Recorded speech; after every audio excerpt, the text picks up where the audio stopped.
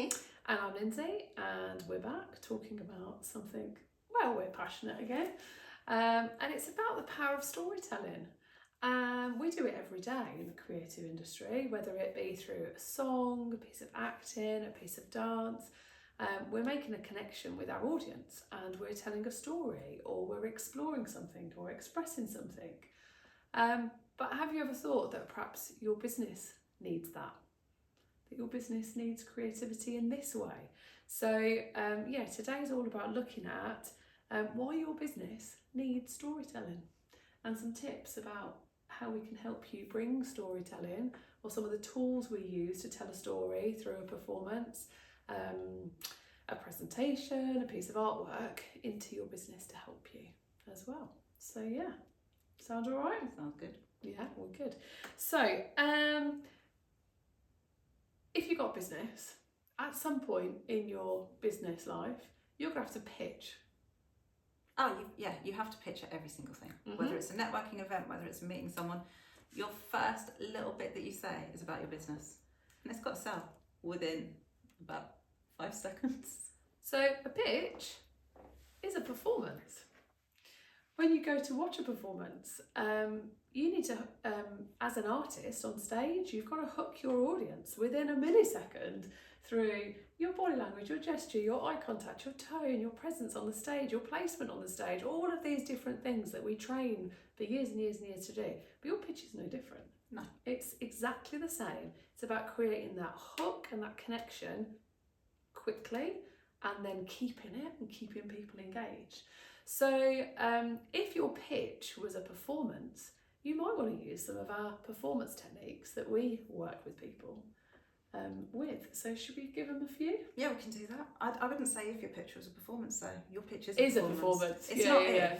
And you talk to anyone who goes out presenting, they spend hours practicing their first line. Nothing else. Just their first line.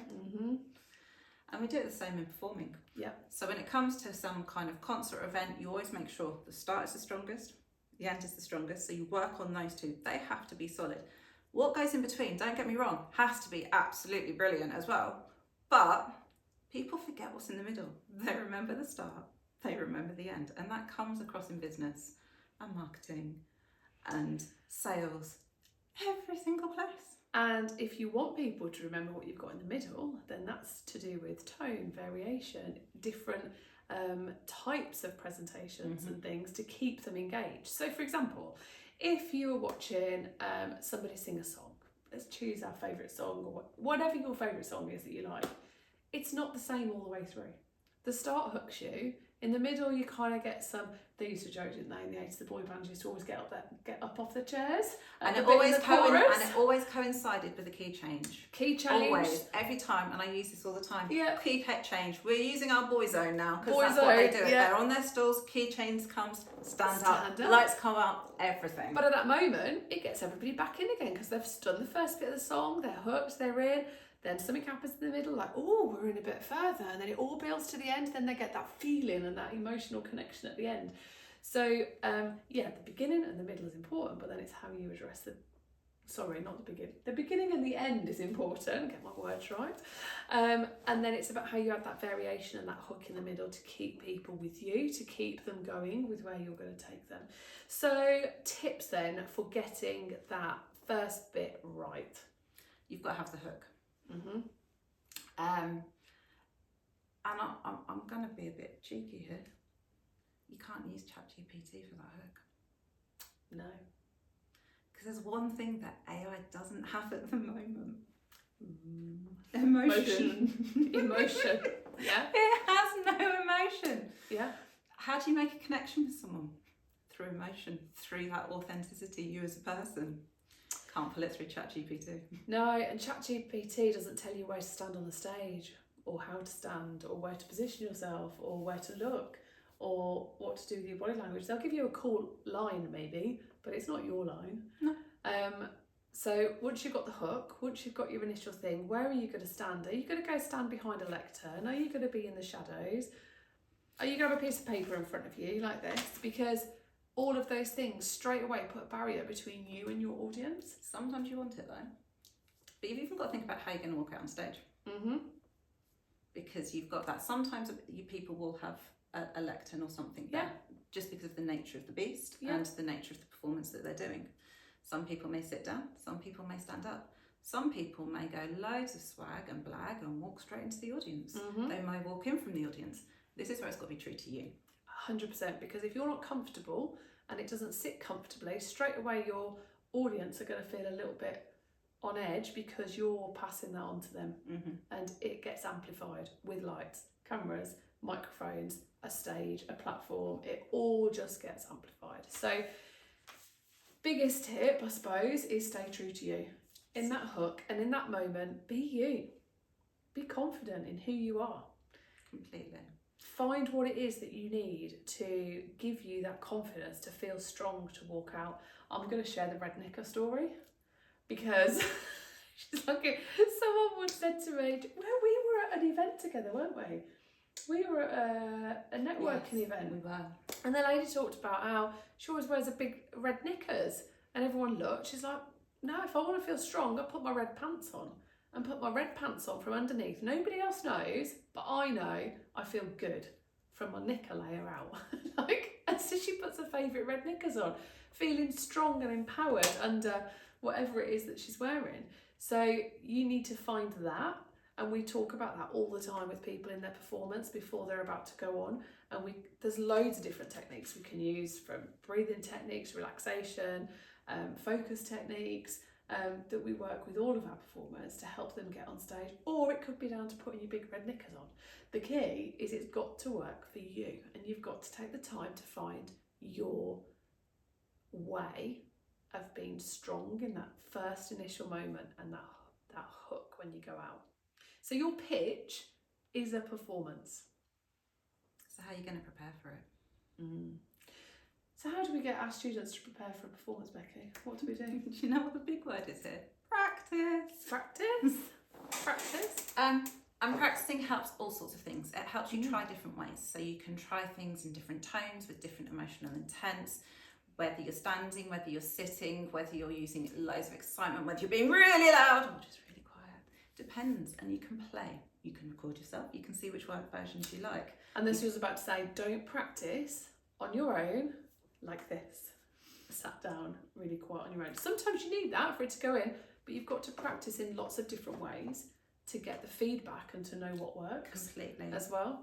So what ways have worked for some of our students then, in terms of different practice techniques that people could try? Mirror, it's a very simple one. It doesn't cost anything. It doesn't mean that you have to hear yourself back, because some people find that a bit too overwhelming if it's that first time. Some people will record themselves and play themselves back. Yeah. I used to have to record myself loads when I was doing all my vocal training. And that was back in the day when it was cassettes. I feel old now. I love a good mixtape. But I remember, because I thought I sounded one way, and my singing teacher was like, but that's not how you sound. And he recorded me and played it back. I went, I hate this. He went, but do you sound the way you think? I'm like, no. So you don't know how you're hearing yourself. And you don't realise how many little ifs, buts, yes, maybes, little things that you repeat that switch people off as well. So you've got to catch yourself doing that. And as awkward as it is, with the joys of technology nowadays, it's so easy to record yourself. It is. And play it back, and then once you've seen it and take what you need, you can get rid of it and go again. And don't just look for the negatives. Look at what's good. Go, oh, I liked that. So make a note. Look at where the stresses of the inflections are in that first opening line. Do you like where they are? Do you want to try it somewhere else and see how that works? And then once you're happy with what it's looking like and sounding like, you've got to practice it that way. At least 30 times. Yep. 30 to 150, if I'm precise. Yep. Because that's the research that shows that once we've done it at least between those amounts of times, those nerves start to dissipate and that confidence starts to come through. And it goes into your muscle memory. So for things like where you got to look, the pauses, the tone, the inflections that we're talking about, it becomes natural, so you don't have to think about it. And so it's got to be between 30 and 150 times for that to take place, and for it to go into the muscle memory of where you've got to pause, where you've got to look, how you're going to respond at certain points. Because it's not just what you sound like, it's about how your gestures, your where your eye line is, where your body's positioned on the stage, all of those different bits connect with the audience. So practice, be brave, do the videos. The first one's awful, then you kind of get used to it and you go, oh, okay. You never like it, but you do get used to it. You do. You do get used to it and it's easier. So yeah, practice. And the other thing is practice in front of real people, because again, you can practice 30 times in front of a camera. As soon as you put people in front of you, it changes it again. So quite often, whenever we're doing a performance, before we go out and perform, or before any of our students go out and perform, we will invite people in, trusted people, to just bring that presence and energy, because people bring energy into a room. People change the feeling and sound of a room by their bodies being there and in front of you, or them twitching or looking at you, or them coughing, and it might put you off. And how do you cope with that? And little bits like that. It changes your perception on it as well, and it changes your adrenaline levels and all of those side of things as well. So it does have an impact. And you will get their natural engagement from them as an audience as well, and then how you're going to respond to that. Because it's okay having a script, but if you don't respond to that audience feedback, that's going to create another barrier as well. Something interesting the other day. Oh, go on then. So someone does this, but then they actually get their friends to be nice to begin with. Oh yeah, 100%. But then they get them to be like an enemy. Yep. So then you feel what the heckler in the back, the negative room, when they're not giving off that energy, and they're making things trickier, and they're asking those really hard questions, or disagreeing, or looking really put off by what you're saying, because that will have an impact on everything as well. And it will change your ability to adapt in the moment as well. So whenever you're doing a performance or a pitch, you've got to adapt.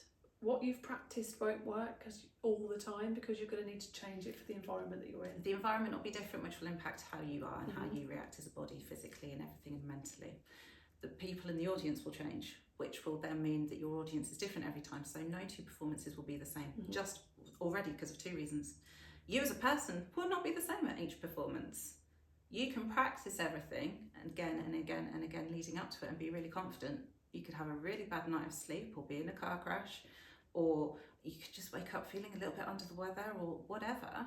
That's going to impact how you then perform on the day. So you need to run through it on the day as well. 100%. And your audience is going to change. So if you're somewhere where you might be doing the same pitch 3 times over a day at different times, some people are buzzing because they're excited to be there at breakfast. After lunch, they're a little bit lethargic and tired, and they're on the countdown to like home time, and they've had a free lunch, if they've had a free lunch, and they've got a bit sleepy because they've eaten too much. You have to be so much more energetic and engaging in those slots. Yeah. I feel sorry for those people who have to present at that slot. But it's the same as if you're, 27th at the Eurovision. People have watched 26 songs before you. They've got to come out and do a performance to get you to notice them. Yeah. We all miss those bits in the middle, don't we? We don't know who's in the middle of the Eurovision. And it's that same process that we do with our performers. It's about how do you then up the ante and change to that bit. So practice comes into it, but it's practicing for the different environments, different times of day, and all those variables that are going to change as well. And what that means then is you have this whole adaptability and flexibility when you're there then presenting, because it doesn't matter who's come before you.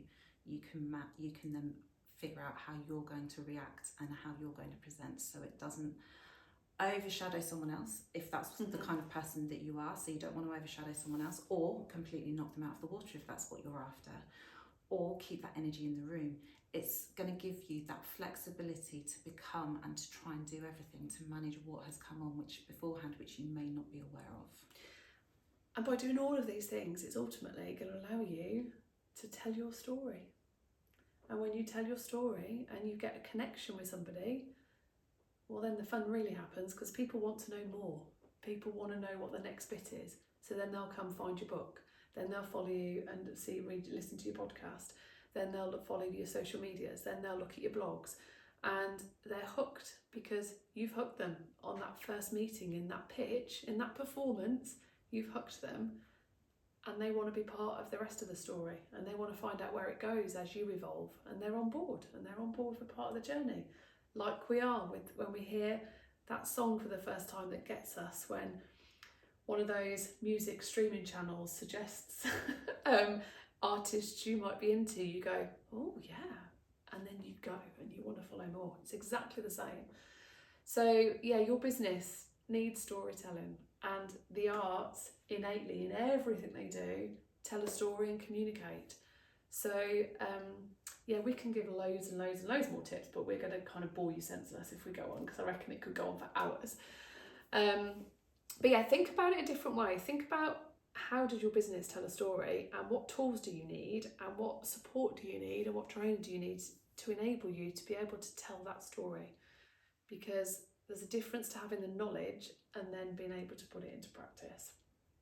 Yeah, we've given you the tools for practicing it, but reach out if you want to figure out how to create that emotional connection, because this is what we do.